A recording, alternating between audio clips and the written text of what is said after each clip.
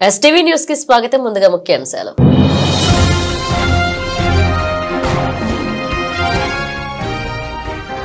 Governor ప్రసంగం ముగిసిన వెంటనే రేపటికి వాయిదా పడ్డ అసెంబ్లీ. వెంటనే సీఎం చంద్రబాబు అధ్యక్షతన జరిగిన బీఏసీ సమావేశం.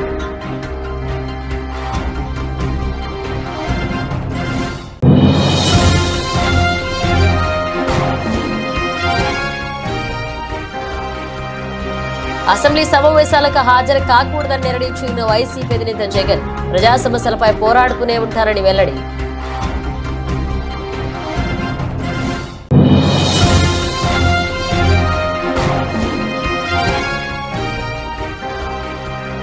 ఘాట్ల వద్ద పారిశుద్ధ్య నిర్వహణ పూర్తి స్థాయిలో చేయాలి. సంబంధిత శాఖ అధికారులను ఆదేశించిన విజయవాడ నగరపాలక సంస్థ commissioner Dhyanachandra.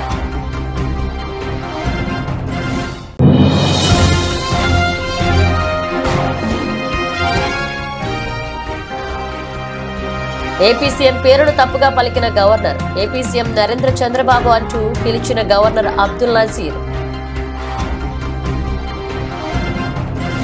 AP assembly budget సమావేశాలు సోమవారం ఉదయం ప్రారంభమయ్యాయి. ఉభయ సభలను ఉద్దేశించి గవర్నర్ అబ్దుల్ నజీర్ ప్రసంగించారు. ఎన్నికల్లో ప్రజలు తమ ప్రభుత్వానికి తిరుగునిల్లి మెజారిటీ ఇచ్చారని, ప్రజల కోరిక మేరకు కూటమి ప్రభుత్వం ఏర్పాటైందని తెలియజేశారు. గత 5 ఏళ్లలో రాష్ట్రం అనేక ఇబ్బందులకు గురైందన్నారు. వైసీపీ ప్రభుత్వ పాలనలో రాష్ట్రం ఎంతో నష్టపోయిందన్నారు. సూపర్ 6 పథకాల ద్వారా ప్రజలకు మేలు చేస్తున్నామని గవర్నర్ చెప్పుకొచ్చారు. అధికారంలోకి వచ్చిన వెంటనే ల్యాండ్ టైటిలింగ్ యాక్ట్ రద్దు చేస్తామని, అన్నా క్యాంటీన్లు తెచ్చి పేదల ఆకలిని తీరుస్తున్నామన్నారు. కూటమి ప్రభుత్వం వచ్చాక రాష్ట్రాన్ని గాడిలో పెడుతున్నామన్నారు. కూటమి ప్రభుత్వంలో తలసరి ఆదాయం పెరిగిందన్నారు. అవకాశాలు ఇస్తే ప్రతి ఒక్కరూ మెరుగైన సేవలు అందిస్తారని నమ్ముతున్నామన్నారు. 2047 నాటికి స్వర్ణాంధ్ర కలను సాకారం చేస్తామని స్పష్టం చేశారు. ప్రతి నెల 1నే ఇంటికి వెళ్లి లబ్ధిదారులకు పింఛన్లు అందిస్తున్నామని తెలిపారు. పెన్షన్లు 4000కు పెంచామని, పేద విద్యార్థులకు ఉపకార వేతనాలు, విద్యా, వైద్యం అందజేస్తున్నామన్నారు. మౌలిక వస్తువులపై ప్రత్యేక దృష్టి సారించామని వెల్లడించారు. బీసీ వర్గాల ఉన్నతి కోసం ప్రత్యేక కార్యక్రమాలు చేపట్టామన్నారు. In the current assembly sessions to rebuild the state of AP, capital Amravati and Polavaram irrigation projects have been brought back onto the track. The revival of steel plant and the formation of railway zone are a testament to our commitment to the people of Andhra Pradesh. We have laid a strong foundation by launching 22 new policies that will drive sustained growth and prosperity. I am proud to share that our efforts are already showing results. We are attracting global giants like Google, ArcelorMittal Steel Company, Tata Power, Grenco Group, BPCL, TCL and others with massive investments. To date, investors have pledged investment of rupees 6.5 lakh crore with an employment potential of 4 lakh jobs. As per the first advance estimates for 2024-25, Andhra Pradesh economy has expanded to rupees 16 lakh crore, up from 14.22 lakh crore last year, an impressive nominal growth rate of 12.94%. Our per capita income has also increased to rupees 2.6 lakhs, up from 2.3 lakh in the previous year.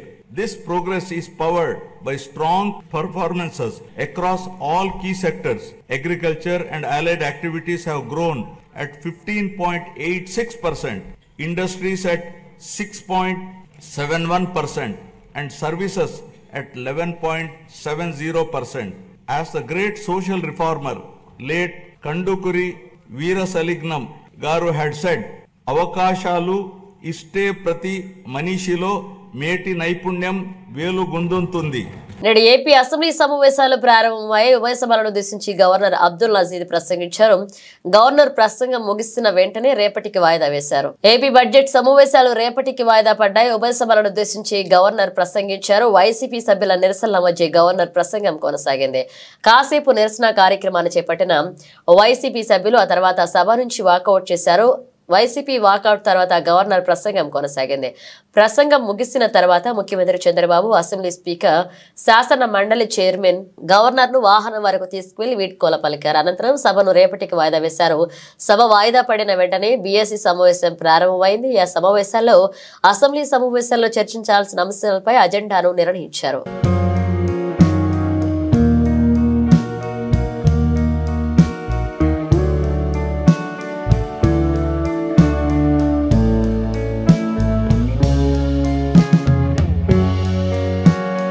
ఈ 5 ఏళ్లలో మీకు ప్రతిపక్ష హోదా రాదు అని వైసీపీపై deputy CM Pawan Kalyan ఘాటు వ్యాఖ్యలు చేశారు. జనసేనకు వచ్చినన్ని సీట్లు కూడా వైసీపీకి రాలేదని పవన్ ఎద్దేవా చేశారు. ప్రతిపక్ష హోదాను ప్రజలు ఇస్తారని వ్యాఖ్యానించారు. వైసీపీని ప్రతిపక్షంగా గుర్తించాలి అంటూ ఏపీ బడ్జెట్ సమావేశంలో గవర్నర్ ప్రసంగ సమయంలో వైసీపీ సభ్యులు నినాదాలు చేసిన సంగతి తెలిసిందే. దాదాపు 11 నిమిషాల పాటు గవర్నర్ ప్రసంగాన్ని అడ్డుకునే ప్రయత్నం చేసిన వైసీపీ సభ్యులు ఆ తర్వాత సభ నుంచి వాకౌట్ చేశారు. వైసీపీ డిమాండ్ పై డిప్యూటీ సీఎం పవన్ కళ్యాణ్ మాట్లాడుతూ కీలక వ్యాఖ్యలు చేశారు. ప్రతిపక్ష హోదా అనేది ముఖ్యమంత్రి స్పీకర్ ఇస్తే తీసుకునేది కాదని, ఆ హోదాను ప్రజలు ఇస్తారని పవన్ చెప్పారు. వైసీపీకి ప్రజలు కేవలం 11 సీట్లను మాత్రమే ఇచ్చారని, రాష్ట్రంలో 2వ అతిపెద్ద పార్టీ జనసేనకు వచ్చినన్ని సీట్లు కూడా వైసీపీకి రాలేదని ఎద్దేవా చేశారు. వైసీపీకి ప్రతిపక్ష హోదా రాదు అని చెప్పారు.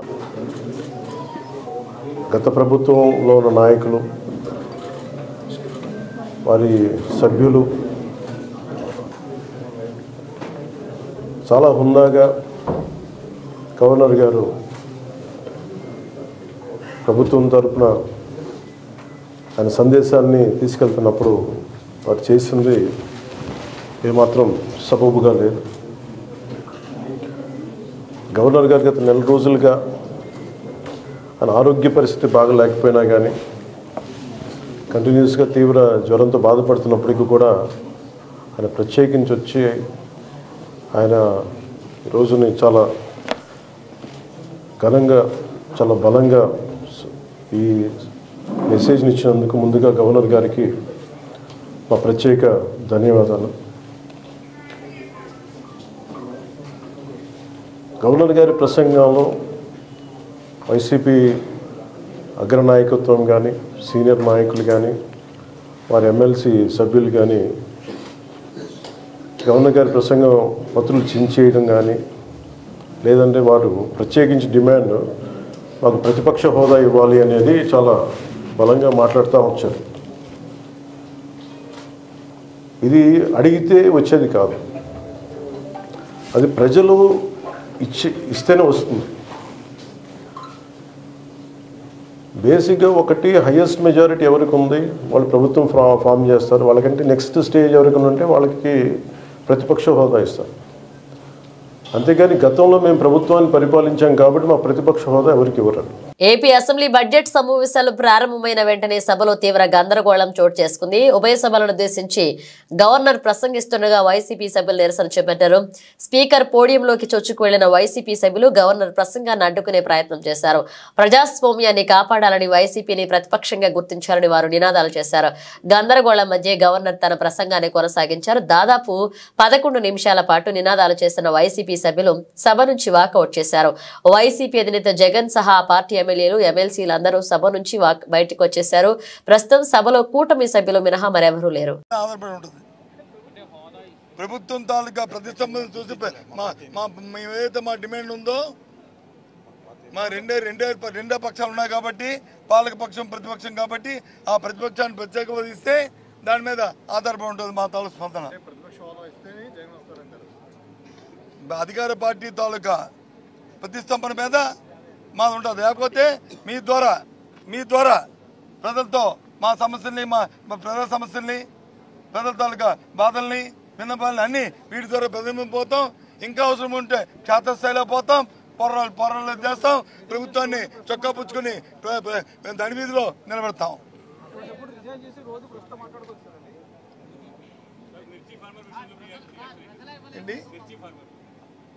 మిర్చి ఫార్మర్ చెప్పాము మా డిమాండ్, మిర్చి ఫార్మర్స్కి మద్దతు ధర ప్రభుత్వం ప్రకటించాలి.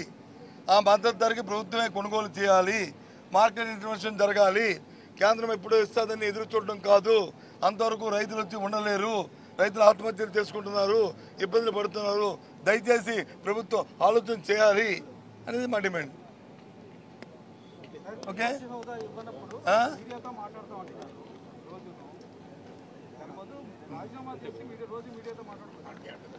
మేమేం చేయాలో మాకు తెలుసు. ఏబిఎన్ మాకు చెప్పక్కర్లే.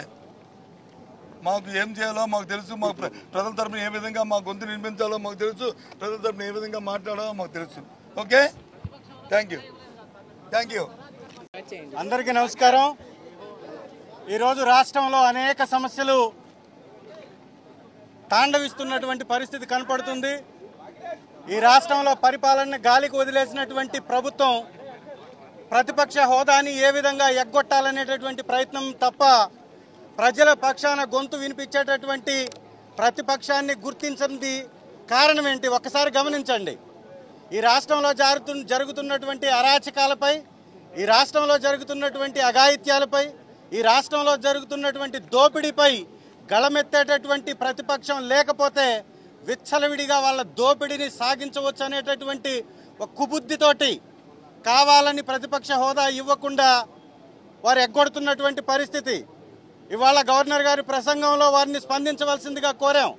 ఇవాళ గవర్నర్ గారు స్పందించకపోవడానికి కారణం ఏంటి? ప్రతిపక్షము అంటే ప్రజాస్వామ్యంలో భాగస్వామి కాదా? ప్రతిపక్షం లేకుండా ప్రజాస్వామ్యానికి విలువ ఉంటుందా? ప్రజాస్వామ్యం యొక్క విలువే అధికార పక్షంతో పాటు ప్రతిపక్షం ఉండడం. అలాంటి ప్రతిపక్షం లేకుండా చేయడం అంటే ప్రజాస్వామ్యాన్ని కూనీ చేయడం తప్ప ఇంకోటి కానే కాదు అనేది మాత్రం స్పష్టంగా ప్రజలందరూ అర్థం చేసుకోవాలి. ఈరోజు రాష్ట్రంలో జరుగుతున్నటువంటి మానభంగాలపై మాట్లాడేటటువంటి గొంతు అసెంబ్లీలో అవసరం లేదా? రైతుల పక్కన మాట్లాడాల్సినటువంటి గొంతు అసెంబ్లీలో అవసరం లేదా? రైతులకి గతంలో 20 క్వింటాళ్ళు ఎకరానికి వచ్చి 24,000 రూపాయలు కింటాకి మద్దతు ధర ఉన్న చోట దాదాపు సగం దిగుబడి వచ్చి సగం రేటుకు పడిపోయినా కూడా వారి వైపున మాట్లాడడానికి, అసెంబ్లీ సాక్షిగా మాట్లాడడానికి ప్రజాపక్షమైనటువంటి ప్రతిపక్షం ఉండాలా లేదా? మరి ఇంత సమయం కావాల్సి ఉంటే ఈ సమయాన్ని ఇవ్వకుండా కేవలం మీ యొక్క అధికార మదంతో ప్రతిపక్షం యొక్క గొంతుని తొక్కివేసే ప్రయత్నం చేస్తుంది. ఇది సమంజసమేనా? ఇది ధర్మమేనా? అసెంబ్లీ సమావేశాలకు హాజరు కాకూడదని వైసీపీ అధినేత జగన్ నిర్ణయించుకున్నారు. ఎమ్మెల్యే ఎమ్మెల్సీలతో జరిగిన సమావేశంలో జగన్ మాట్లాడుతూ వైసీపీకి ప్రధాన ప్రతిపక్ష హోదా ఇవ్వాలనే ఆలోచన ప్రభుత్వానికి లేదు. నేను ఇంకా 30 ఏళ్లు రాజకీయంలో ఉంటా, అసెంబ్లీకి వెళ్ళినా వెళ్ళకపోయినా ప్రజా సమస్యలపై పోరాడతాం. 2028లో జమిని ఎన్నికలు జరుగుతాయని అంటున్నారు. ఆ ఎన్నికలకు ఇప్పటి నుంచే సమాయత్తం కావాలని పేర్కొన్నారు.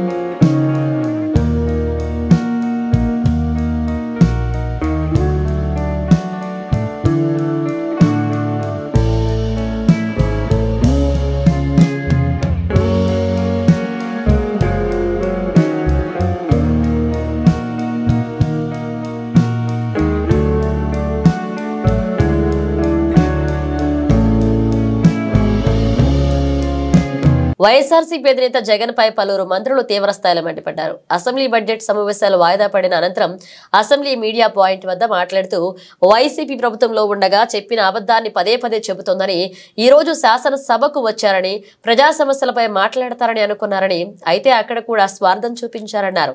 ప్రతిపక్ష హోదా ఇస్తే తప్ప శాసనసభకు రామని చెప్పిన ఆ పార్టీ అసలు రాజకీయ పార్టీయేనా అని ప్రశ్నించారు. బాబాసాహెబ్ అంబేద్కర్ గారు రచించినటువంటి రాజ్యాంగంలో మనం నడుచుకుంటున్నాం. అదేదో ఈరోజు నిన్నో మొన్నో కాదు, దేశానికి స్వాతంత్రం వచ్చినప్పటి నుంచి దేశంలో కానీ రాష్ట్రంలో కానీ ఏ రాజకీయ పార్టీలైనా రాజ్యాంగానికి లోబడి నడుచుకుంటున్నటువంటి విషయం కూడా ఈ సందర్భంగా రాష్ట్ర ప్రజలకు తెలియజేస్తున్నాను. ఇటువంటి తరుణంలో ఒక రాజకీయ పార్టీ, అవినీతి మీద పుట్టిన పార్టీ, అబద్ధాల పుట్టల్లో నుంచి పుట్టిన పార్టీ నోరు విప్పితే అబద్ధం చెప్పడం, అవాస్తవం చెప్పడం, ప్రజలకి మభ్యపెట్టడం అలవాటైపోయింది. 2019, 24 ఒక పేపరు, ఒక టీవీ ఉందని, శాసనసభ వేదికగా దొరికిందని చెప్పిన అబద్ధాలే చెప్పి రాష్ట్ర ప్రజలకి నమ్మించాలని ప్రయత్నం చేస్తే మొన్న జరిగినటువంటి ఎన్నికల్లో ఏ విధమైనటువంటి తీర్పు ఇచ్చారో గమనంలో కూడా తీసుకోకుండా, కనీసం మొన్న ఓటమిని ఒక పరిగణలో కూడా తీసుకుండా అదే అబద్ధాలు, అదే అవాస్తవాలు ప్రతిరోజు చెప్పుకుంటూ పోతే, ప్రతిరోజు నా టీవీలో పేపర్లో ప్రచురించుకుంటూ పోతే ప్రజలు నమ్ముతారని భ్రమలో ఉన్నటువంటి రాజకీయ పార్టీ నాయకులు ఉండడం దురదృష్టం అని చెప్పి సందర్భంగా తెలియజేస్తున్నాను. ఈరోజు శాసనసభకు వచ్చింది ఆ రాజకీయ పార్టీ, ఏదో ప్రజా సమస్యల గురించి మాట్లాడుతారేమో, ఒకవేళ నిరసన తెలియచేయాలంటే ఏదైనా ఒక ప్రజా సమస్య మీద శాసనసభ దృష్టికి తీసుకొస్తారేమో అని నేనైతే చూశాను. కానీ మళ్ళీ అక్కడ కూడా స్వార్థం, రాష్ట్రం గురించి కానీ 5,18,00,000 ప్రజల గురించి కానీ కనీసం ప్రస్తావించకుండా నా గురించే మాట్లాడుకున్న విషయం రాష్ట్ర ప్రజలు గమనించాలి. రాజారెడ్డి రాజ్యాంగమే అనుకుంటున్నారు.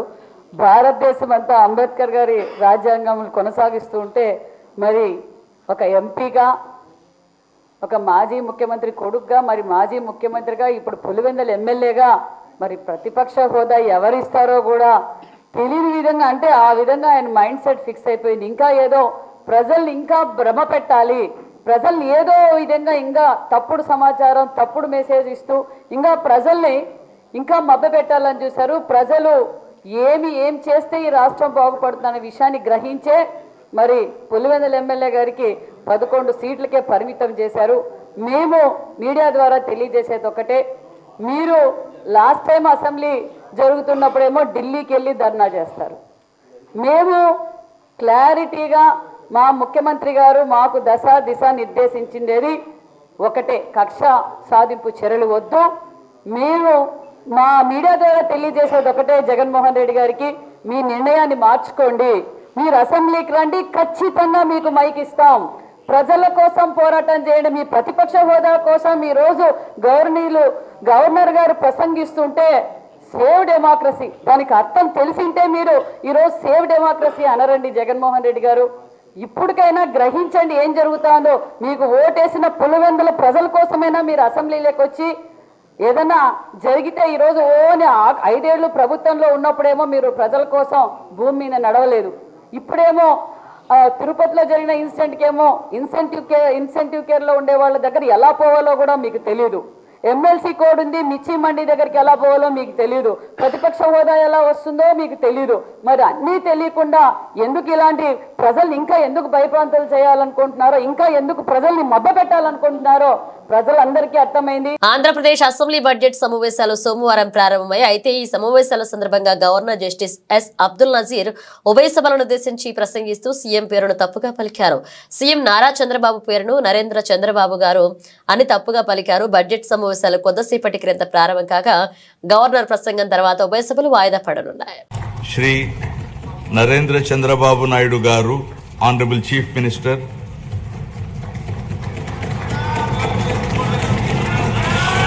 Shri Narendra Chandrababu Naidu garu, honourable chief minister. ఘాట్ల వద్ద పారిశుద్ధ్య నిర్వహణ పూర్తి స్థాయిలో చేయాలని అన్నారు విజయవాడ నగరపాలక సంస్థ కమిషనర్ ధ్యానచంద్ర. సోమవారం ఉదయం తన పర్యటనలో భాగంగా కృష్ణవేణి ఘాట్, దుర్గా ఘాట్, పున్నమి ఘాట్, భవానీ ఘాట్ ప్రాంతాలన్నీ పర్యటించి క్షేత్రస్థాయిలో పరిశీలించారు. ఈ సందర్భంగా కమిషనర్ మాట్లాడుతూ శివరాత్రి పండుగ సందర్భంగా వచ్చే భక్తులందరికీ ఎటువంటి ఇబ్బందులు తలెత్తకుండా విజయవాడ నగరపాలక సంస్థ వారు కల్పించే సౌకర్యాలన్నీ కల్పించాలని, ఘాట్ల వద్ద పారిశుద్ధ్య నిర్వహణ కొరకు ప్రత్యేక చర్యలు తీసుకోవాలని అధికారులను ఆదేశించారు. ఘాట్లలో శాశ్వత చెత్తబుట్టలను ఏర్పాటు చేయాలని, ఘాట్ల పారిశుద్ధ్యం కోసం ప్రత్యేక బృందాన్ని ఏర్పాటు చేసి నిత్యం పారిశుద్ధ్య నిర్వహణ జరుగుతూ ఉండాలని, ఘాట్లు ఎల్లప్పుడూ పరిశుభ్రంగా ఉండేటట్టు చర్యలు తీసుకోవాలని అధికారులను ఆదేశించారు. పున్నమి ఘాట్లో గ్రీనరీ పెంచి ఆహ్లాదకరమైన వాతావరణం అందించేటట్లుగా చూసుకోవాలని అధికారులకు ఆదేశించారు. విజయవాడ నగరపాలక సంస్థ ఖాళీ స్థలాల్లో ప్రజలకు ఆహ్లాదపరిచే విధంగా పబ్లిక్ ప్రైవేట్ పార్ట్నర్షిప్ మోడల్లో ప్రాజెక్టులు తెచ్చే విధంగా అధికారులకు చర్యలు తీసుకోమని కమిషనర్ ఆదేశించారు. దేవాంగ సంక్షేమ సంఘం విజయవాడ ఎన్టీఆర్ జిల్లా దేవాంగ సంక్షేమ సంఘ ఆధ్వర్యంలో శ్రీశైల మల్లన్న తలపాగ ఊరేగింపు మహోత్సవం సోమవారం ఘనంగా నిర్వహించారు. విజయవాడ 1 టౌన్ పాత శివాలయంలో శ్రీశైల మల్లన్న తలపాగకు విశేష పూజా కార్యక్రమాలు నిర్వహించి పాత శివాలయం నుండి గుణదలలోని దేవాంగ సంక్షేమ సంఘ హాస్టల్ వరకు ఊరేగింపు కన్నుల పండుగ జరిగింది. ఈ ఊరేగింపు కార్యక్రమాల్లో పెద్ద సంఖ్యలో భక్తులు పాల్గొనగా విశేష పూజా కార్యక్రమాల అనంతరం అన్నదాన కార్యక్రమాన్ని నిర్వహించారు. విజయవాడలో తొలిసారిగా శ్రీశైల మల్లన్న తలపాగ ఊరేగింపు మహోత్సవం కన్నుల పండుగ జరిగింది. దేవాంగ సంక్షేమ సంఘ విజయవాడ ఎన్టీఆర్ జిల్లా దేవాంగ సంక్షేమ సంఘ ఆధ్వర్యంలో జరిగిన కార్యక్రమంలో 1 టౌన్ పాత శివాలయంలో స్వామివారి తలపాగకు విశేష పూజా కార్యక్రమాలు నిర్వహించారు. అనంతరం పాత శివాలయం నుండి గుణదలలోని దేవాంగ సంక్షేమ సంఘ హాస్టల్ వరకు మేళతాళాల నడుమ స్వామివారి తలపాగాను ఊరేగింపుగా భక్తులు తీసుకొచ్చారు. సంఘ కార్యాలయంలో శ్రీశైలం మల్లన్న తలపాగకు పూజాధికారులు నిర్వహించారు. కామయ్య తోపుకు చెందిన గీతా పారాయణ భక్త బృందంచే భజన కార్యక్రమాలు నిర్వహించిన అనంతరం స్వామివారి అన్నప్రసాద వితరణ చేశారు. శ్రీశైల మల్లన్న తలపాగ ఊరేగింపు మహోత్సవంలో ఎన్టీఆర్ జిల్లా వైఎస్ఆర్ కాంగ్రెస్ పార్టీ అధ్యక్షుడు దేవినేని అవినాష్, తెలుగుదేశం పార్టీ యువ నాయకుడు గద్దె క్రాంతి కుమార్ వంటి ప్రముఖులు పాల్గొని స్వామివారి కృపకు పాత్రలయ్యారు. ఈ సందర్భంగా దేవాంగ సంక్షేమ సంఘ నాయకులు మాట్లాడుతూ గత కొన్ని తరాలుగా దేవాంగ వంశస్థులైన 9 కుటుంబాలు శ్రీశైల మల్లన్న తలపాగా నేతు తరిస్తున్నారని వివరించారు. తలపాగా తయారీకి స్వచ్ఛమైన తెల్లటి దారాన్ని మాత్రమే ఉపయోగిస్తారని, తొలిసారిగా విజయవాడలో మల్లన్న తలపాగా ఊరేగింపు కార్యక్రమం నిర్వహించామన్నారు. ఎంతో విశిష్టత ఉన్న శ్రీశైల మల్లన్న తలపాగా దర్శనం ముక్తిదాయకమన్నారు. పూజా కార్యక్రమాల అనంతరం తలపాగాను శ్రీశైల దేవస్థానానికి అందజేయడం జరుగుతుందని, మహాశివరాత్రి పర్వదినాన అర్ధరాత్రి సమయంలో లింగోద్భవం తర్వాత భక్తుల మల్లన్న పాగా దర్శనం చేసుకుని తరిస్తారని వివరించారు.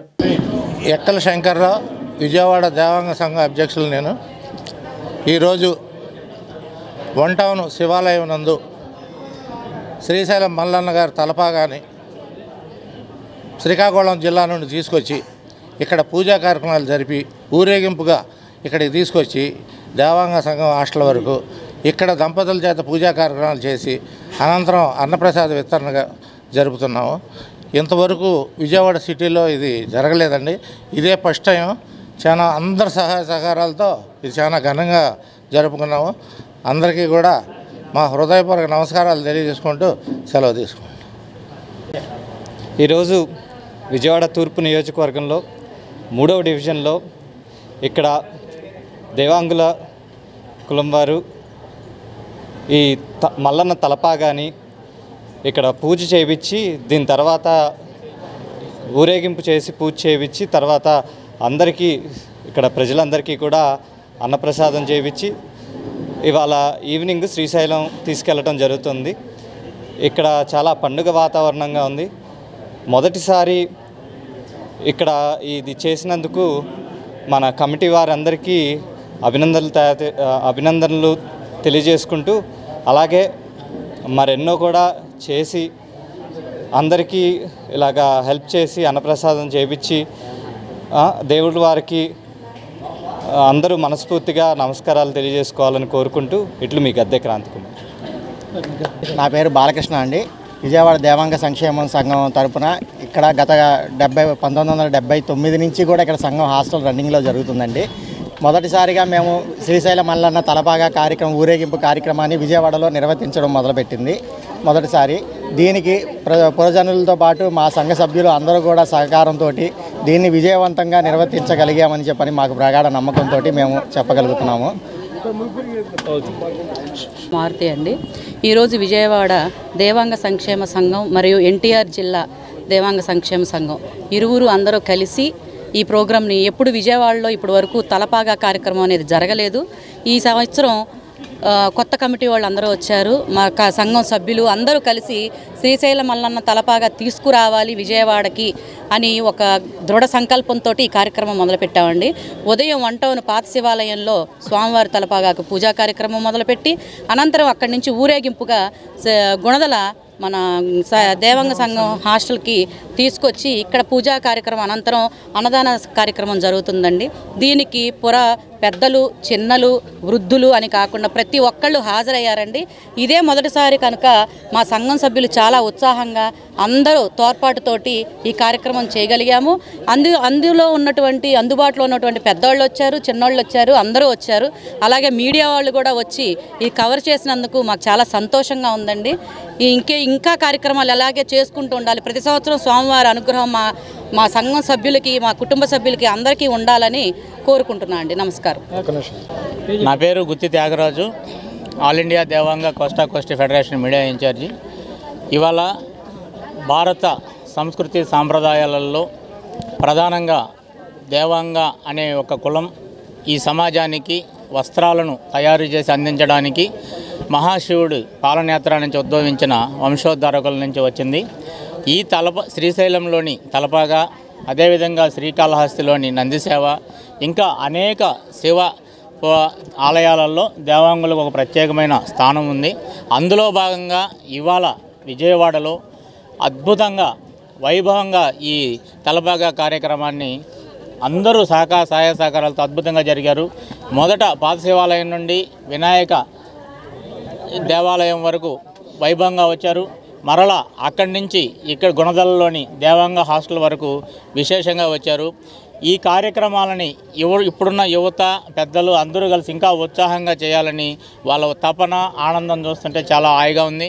అదేవిధంగా రాష్ట్ర వ్యాప్తంగా కూడా శివుని ఆలయాలకు దేవాంగ సమాజానికి ఒక మంచి అనుబంధం ఉంది. ఎందుకంటే శివాంశలో జన్మించిన వాళ్ళు దేవాంగులు కాబట్టి వీళ్ళు జన్మతః బ్రాహ్మణులు. ప్రతి ఒక్కరు కూడా గాయత్రి ధరించి గాయత్రి మంత్రాన్ని పఠిస్తూ ఉంటారు.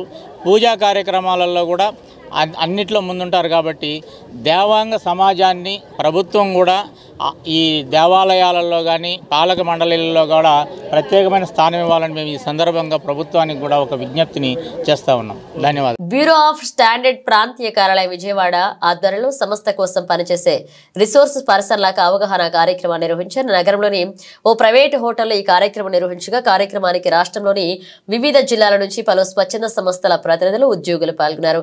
బ్యూరో ఆఫ్ ఇండియన్ స్టాండర్డ్ సంస్థ ముఖ్య ఉద్దేశం వినియోగదారులకు నాణ్యతతో కూడిన సేవలు అందించడం, వారు ఎట్టి పరిస్థితుల్లోనూ మోసపోకుండా ఉండేందుకు కావాల్సిన ప్రణాళికలు తమ సంస్థ రూపొందిస్తుందని, దానిలో భాగంగానే వివిధ జిల్లాలకు తమ సంస్థ తరపున స్వచ్ఛందంగా పనిచేసే BIS రిసోర్స్ పర్సన్లను నియమించినట్లుగా విజయవాడ BIS ప్రాంతీయ కార్యాలయం డిప్యూటీ డైరెక్టర్ వివేక్ వర్ధన్ రెడ్డి తెలియజేశారు. రిసోర్స్ పర్సన్లకు నాణ్యమైన ఉత్పత్తులు, వాటిని ఏ విధంగా సామాన్యులకు, వినియోగదారులకు వివరించాలని దానిపై ఇవాళ కార్యశాల నిర్వహించామని ఆయన పేర్కొన్నారు. ప్రపంచ వినియోగదారుల దినోత్సవం రోజున వీరందరికీ సర్టిఫికేట్ ప్రదానం చేసే వారి సేవలను వినియోగించుకోనున్నట్లుగా స్పష్టం చేశారు. నమస్కారం అండి, నా పేరు వివేక్ వర్ధన్ రెడ్డి. నేను BIS విజయవాడలో డిప్యూటీ డైరెక్టర్గా పనిచేస్తున్నాను. ఈరోజు BIS bureau of Indian standards Vijayawada వాళ్ళు resource persons empanelment and training programme నిర్వహించారు. ఇక్కడ ఈ ప్రోగ్రామ్ ఒక ముఖ్య ఉద్దేశం వచ్చేసి మనము రాష్ట్రంలో ఫస్ట్ ఒక అడ్వర్టైజ్మెంట్ ఇచ్చామండి. మాకు రిసోర్స్ పర్సన్స్ కావాలి, ఎవరైతే మేము చేసే స్టాండర్డ్ ప్రమోషన్ యాక్టివిటీస్కి హెల్ప్ చేయగలరో, స్టాండర్డ్స్ గురించి ప్రజల్లోకి తీసుకోగలరో వాళ్ళు మాకు కావాలి అని అడ్వర్టైజ్మెంట్ ఇచ్చాక దాని ద్వారా వాళ్ళ టెక్నికల్ క్వాలిఫికేషన్స్ చూసి మేము ఒక 100 మెంబర్స్ని సెలెక్ట్ చేసాము. వాళ్ళకి ఈరోజు మేము ఈ రిసోర్స్ ఎంపానల్మెంట్ ట్రైనింగ్ ప్రోగ్రామ్ చేస్తున్నాము. ఈ ప్రోగ్రాము ట్రైనింగ్ అయిపోయిన తర్వాత వాళ్ళకి స్టాండర్డ్స్ గురించి, వాటికి ఇంపార్టెన్స్ ఏంటి, వాటిని ఎలాగ మనము డెవలప్మెంట్ గ్రోత్, మన దేశ డెవలప్మెంట్ కోసం వాడచ్చు స్టాండర్డ్స్ అని కంప్లీట్గా ఐడియా ఇవ్వడం జరిగింది. ఆ తర్వాత వాళ్ళకు నెక్స్ట్ ఫర్దర్గా ఏమేమి ప్లాన్స్ చేయాలి, మనకు మార్చ్ 15న వరల్డ్ కన్జ్యూమర్ డే వస్తుంది. ఆ రోజు మేము మొత్తం మన స్టేట్లో ఉన్న స్టేట్ గవర్నమెంట్ అఫీషియల్స్, ప్రతి డిస్టిక్లో ఉన్న స్టేట్ గవర్నమెంట్ అఫీషియల్స్కి ఈ స్టాండర్డ్స్ మెసేజ్ ఒకటి డెలివర్ చేయడానికి మేము వీళ్ళని వాడబోతున్నాం. ఒక్కొక్క రిసోర్స్ పర్సన్కి ఒక్కొక్క డిస్టిక్లోని స్పెసిఫిక్ డిస్టిక్ హెడ్ క్వార్టర్స్ ఇచ్చి, స్టేట్ గవర్నమెంట్ ఆఫీసెస్లోని హెడ్ క్వార్టర్స్ ఇచ్చి వాళ్ళని ఆ హెడ్ క్వార్టర్స్కి పంపించడం. అక్కడున్న స్టేట్ గవర్నమెంట్ అఫీషియల్స్కి మనకి బ్యూరో ఆఫ్ ఇండియన్ స్టాండర్డ్స్ ఒక ఇంపార్టెన్స్, స్టాండర్డ్స్ ఒక ఇంపార్టెన్స్, వాటిని వాళ్ళు పర్చేస్ చేయడంలో కానీ, టెండర్లో కానీ, వాళ్ళు క్వాలిటీని ప్రజల్లోకి తీసుకెళ్లడంలో కానీ ఏ విధంగా చేయొచ్చు అని వాళ్ళకి ఇన్ఫర్మేషన్ షేర్ చేయడానికి మేము ఈ రిసోర్స్ పర్సన్స్ని యూజ్ చేయబోతున్నాం. అదే కాకుండా ఈ స్టేట్ గవర్నమెంట్ అఫీషియల్స్కి నెక్స్ట్గా ట్రైనింగ్ ఇవ్వబోతున్నాం స్టాండర్డ్స్ గురించి. సో వాటి కోసం కూడా మాకు మంచి ఎక్స్పర్ట్స్ కావాలి, టెక్నికల్ ఎక్స్పర్ట్స్. సో వాళ్ళని కూడా మేము ఈ ప్రాసెస్ ద్వారా రిక్రూట్మెంట్ చేయడం జరుగుతుంది. Thank you. బులెటిన్ ముగించే ముందు హెడ్లైన్స్ మరోసారి.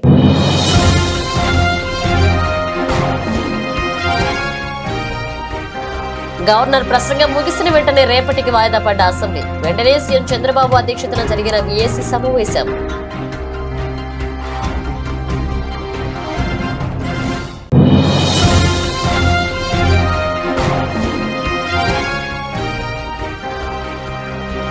అసెంబ్లీ సమావేశాలకు హాజరు కాకూడదని నిర్ణయించిన వైసీపీ అధినేత జగన్ ప్రజా సమస్యలపై పోరాడుతూనే ఉంటారని వెల్లడి.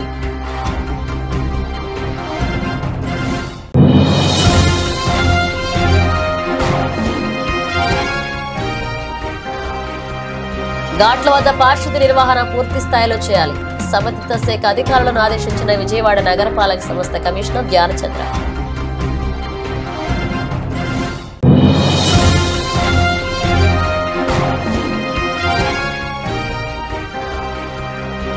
ఏపీ సీఎం పేరును తప్పుగా పలికిన governor. AP CM Narendra Chandrababu అంటూ పిలిచిన గవర్నర్ అబ్దుల్ నజీర్. ఇవి బులెటిన్ అప్డేట్స్. మన అప్డేట్స్ తో మళ్ళీ కలుద్దాం.